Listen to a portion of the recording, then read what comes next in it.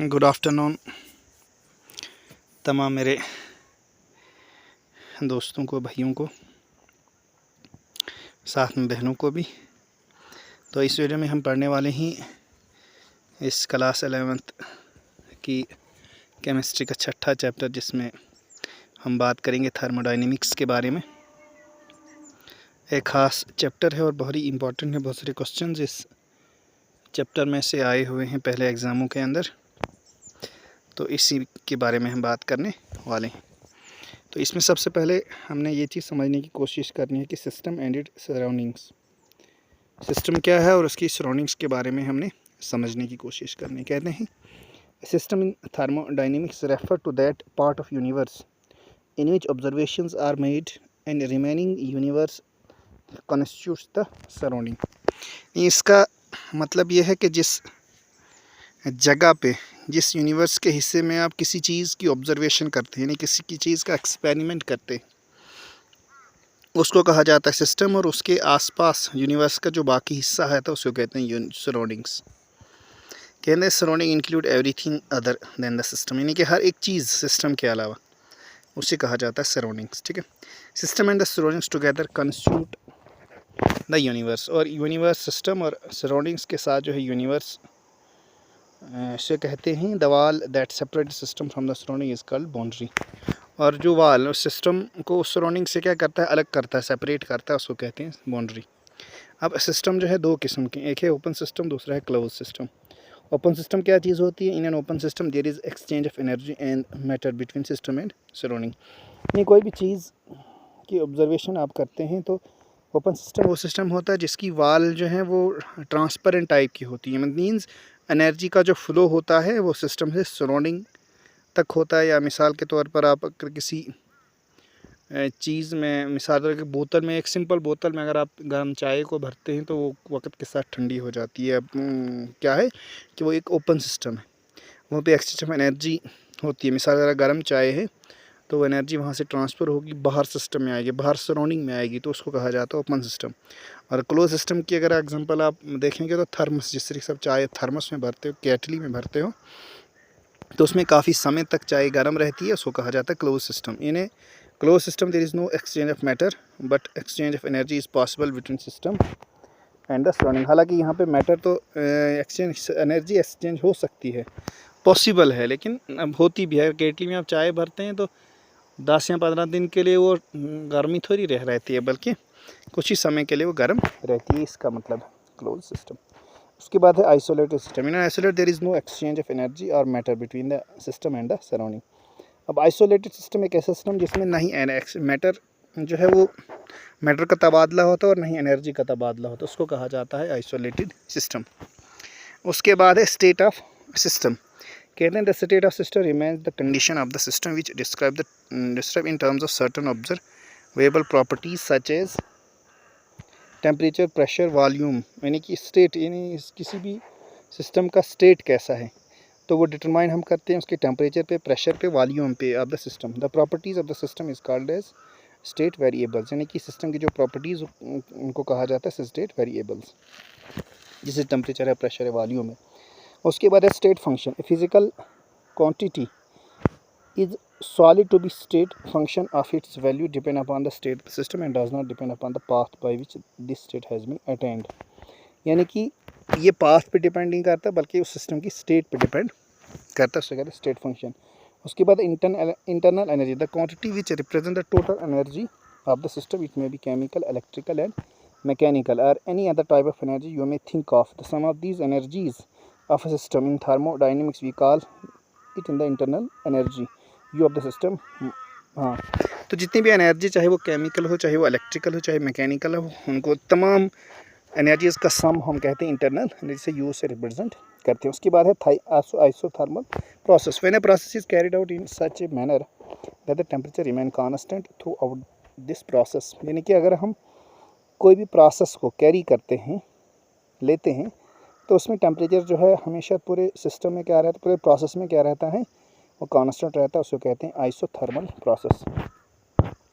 It is called an isothermal process. उसके बाद है adiabatic process, the process which carried out in such a manner that no heat can flow from the system to the surrounding और vice versa. हाँ, तो आइडियाबैटिक process, ये चीज़ आपने यहाँ रखनी है कि कंसेप्चुअल क्वेश्चन इस तरीके से पूछा जा सकता है, ठीक है।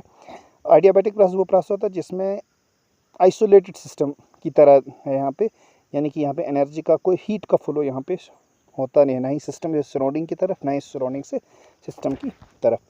उसके बाद isochoric process during which the volume of the system is kept constant, यहाँ पे वॉल्यूम जो है कांस्टेंट है, सो आइसोकोरिक प्रोसेस कहा जाता है। उसके बाद आइसोबारिक प्रोसेस जो है, जब प्रेशर जो है वो कांस्टेंट रहता है पूरे सिस्टम के दौरान, पूरे प्रोसेस के दौरान। उसके बाद जो अगला पॉइंट है that positive sign express the work is positive when work is done on the system, यानी कि जब सिस्टम पे काम होता है उसको कहते हैं positive.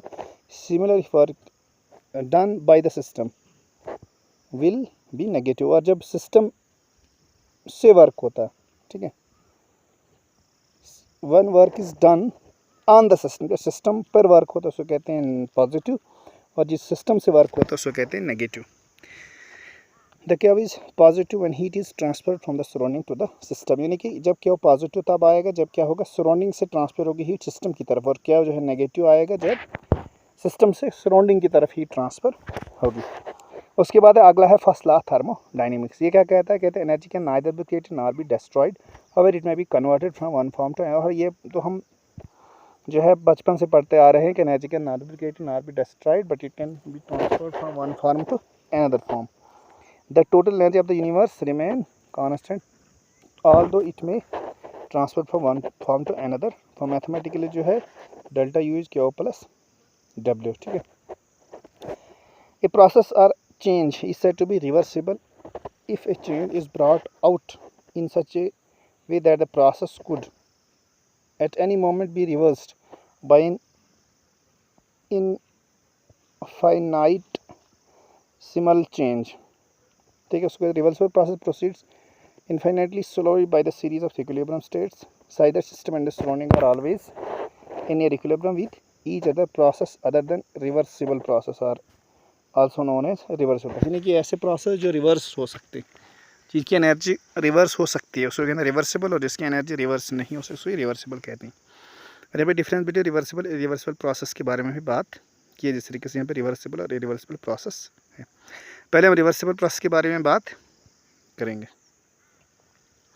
The process is carried out in infinitesimally slowly, the equilibrium is not disturb, यानी कि अगर इक्विलिब्रियम डिस्टर्ब नहीं होता है, ठीक है। और रिवर्सिबल में है क्या है कि ये दूसरा पॉइंट है, ये पर इट कैरिड आउट रिपीटली, ये बहुत तेज़ी से होता है रिवर्सिबल प्रोसेस। यहाँ पे थोड़ा ये करना पड़ेगा तब जाके हमें इसकी समझ आएगी। यहाँ पे देखिए इस तरह से the process carried out infinitely slowly, और ये कैरिड आउट रैपिडली होता है। It may B state it at any stage the equilibrium is not disturb, यानी कि स्टेज पे इक्विलिब्रियम डिस्टर्ब नहीं होता। इक्विलिब्रियम में exist only after the completion of the process, जब कंप्लीट प्रोसेस हो तब ये एग्जिस्ट करता है equilibrium. It takes infinite time to for completion, ये कंप्लीट होने के लिए काफ़ी समय लेता है। टेक्स ए फाइनाइट टाइम, यानी लिमिटेड टाइम जो है लेता है कंप्लीशन के लिए। Work obtain by this process is maximum, और वर्क जो है इससे जब ले जाता तो मैक्सिमम होता है। Work obtain in this process not maximum, तो मैक्सिमम नहीं होता। अगर इस तरीके से पढ़ेंगे हम तो ये चीज़। उसके बाद है enthalpy, H. The enthalpy as Greek word enthalpein, heat content जिसे कहा जाता है, is defined as H is equal to U plus P V for finite change at constant pressure. We can write above equation as delta H is equal to delta U plus delta PV. Since P is constant, we can write delta H is equal to delta U plus P delta V. Since P delta V is equal to delta NJR T, therefore NH is equal to delta V is equal to delta U plus delta NJR T। इस तरीके से आप इसे देख सकते हैं, ये ज़्यादा इंपॉर्टेंट नहीं। उसके बाद extensive properties. An extensive properties is a property whose value depend upon the quantity or size of the matter present in the system. System के अंदर मैटर कितना है, उसका साइज़ क्या है, उसकी क्वांटिटी मतलब कितनी है, उसको कहते हैं extensive properties. For example mass, volume, internal energy, enthalpy, heat capacity etcetera और एक्सटेंसिव प्रॉपर्टीज़। उसके बाद इंटेंसिव प्रॉपर्टीज़ क्या होती हैं, those properties which do not depend upon the quantity or size of the matter present are known as intensive properties, यानी कि जो matter और मैटर के साइज़ पे डिपेंड नहीं करते उसको कहते हैं intensive properties. For example temperature, density, pressure जो है ये इंटेंसिव प्रॉपर्टीज़। उसके बाद है specific heat capacity is a quantity of heat required to raise the temperature of 1 unit mass of substance by 1 degree Celsius, यानी 1 यूनिट का जो मास होता है किसी भी सब्सटेंस का, उसमें अगर टेम्परेचर हम 1 डिग्री जो है 1 डिग्री सेल्सियस जब इंक्रीज़ करेंगे या 1 केल्विन इंक्रीज़ करेंगे उसको कहा जाता है हीट, स्पेसिफिक हीट कैपेसिटी। और इसको हम क्या उससे डिनोट करते हैं, बस ज़्यादा इसमें इंपॉर्टेंट नहीं है। उसके बाद यहाँ पे आप देख सकते हैं रिलेशन बिटवीन सी पी और सी वी जो है C P minus C V equal to R के बराबर है, ये आइडियल गैस का रिलेशन, ठीक है। उसके बाद है bomb calorimeter for chemical reaction heat observed at constant volume is measured by the bomb calorimeter. ये भी बहुत इंपॉर्टेंट बॉम कैलोरीमीटर की जो है, यहाँ पे किसी भी केमिकल रिएक्शन अगर हीट को हमने कांस्टेंट वॉल्यूम पे अगर हमने हीट को ऑब्जर्व करना देखना कितनी है तो बॉम कैलोरीमीटर से आप पता कर सकते हैं, ठीक है। Here is a steel vessel, the bomb immersed in a water bath, the whole device is called calorimeter. The steel vessel is immersed in water bath to ensure that no heat is lost to the surrounding. ये combustion, ये चीज़ important नहीं है पढ़ने के लिए, तो वो चीज़ आपने याद रखनी है बॉम कैलोरीमीटर, ठीक है। फिर enthalpy change after reaction, the enthalpy change accompanying a reaction is called enthalpy, is called reaction enthalpy. The reaction change of a chemical reaction is given by the, ये भी ज़्यादा important, बस इतना ही था आप के लिए, इसमें ज़्यादा आपको पढ़ने की ज़रूरत नहीं। जो एंथैल्पी ऑफ सॉल्यूशन, लैटिसी एंथैल्पी थोड़ा पढ़ेंगे, ठीक है। Can the lattice enthalpy of any compound is the enthalpy change which occurs when 1 mole of any compound dissociate into the its ion in gaseous state. In gas state में कितनी जो है एक molecule 1 मोल ionic compound dissociate होता है, मतलब अलग अलग होता है इन गैसियस स्टेट में, तो उसको कहते हैं लैटिसी एंथैल्पी। उसके बाद हेसिस लॉ, तो ये भी थोड़ा पढ़ना है। Enthalpy change for a reaction is the same whether it comes in one step or in a series of steps. It may be stated as the follow in the form of, if a reaction takes place in several steps, then its standard reaction enthalpy is the sum of the standard enthalpies of the intermediates reaction into which the overall reaction may be divided into the at the same temperature. ये भी तो। उसके बाद spontaneous process which occurs by its ones without the intervention of the outside agency. इसमें non spontaneous process which can neither take place by itself nor by initiation is called non spontaneous process. उसके बाद है driving force, the force which is responsible for spontaneity of the process is called driving force, जिससे ये प्रोसेस होता है, ठीक है। उसके बाद entropy is measured by the randomness of और डिसऑर्डर ऑफ द सिस्टम, तो ये भी चीज़ थोड़ा आपने देखना है। सेकंड लॉ ऑफ थर्मोडाइनमिक्स थोड़ा पढ़ेंगे। The entropy of universe is continuously increasing due to the spontaneous process takes place in it, यानी कि जो एंट्रोपी होती है किसी भी यूनिवर्स की वो लगातार जो है बढ़ रही होती है, किसकी वजह से, स्पॉन्टेनियस प्रोसेसेस की वजह से। तो उसके बाद है Gibbs free energy, is defined as the maximum amount of energy available to the system during the process that can converted in useful work. Useful work में जो एनर्जी जो है ट्रांसफ़र होती है मैक्सिमम, अगर किसी भी एनर्जी अवेलेबल है और उसी अवेलेबल एनर्जी को आप ट्रांसफ़र करते हैं यूजफुल वर्क में, it is measured by the capacity to do work, ठीक है। इस तरीके से इसकी इक्वेशन है, ये भी कोई ख़ास इम्पोर्टेंट नहीं है।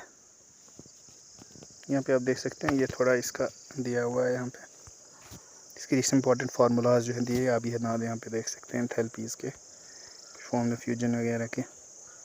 तो ये था आज का थर्मोडायनेमिक्स, और इतना ही आपने पढ़ना है। बस आप तमाम दोस्तों से गुजारिश हमेशा मेरी यही रहती है कि आप मेरे चैनल को सब्सक्राइब कीजिए, अगर आपको कंटेंट अच्छा लगता है कि मेरी वीडियो को लाइक और शेयर कीजिए।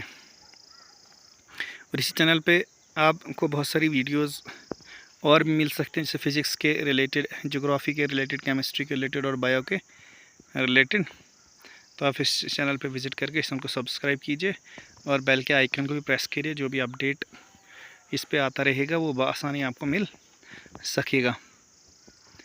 तो फ़िलहाल दीजिए इजाज़त, खुदा हाफिज़।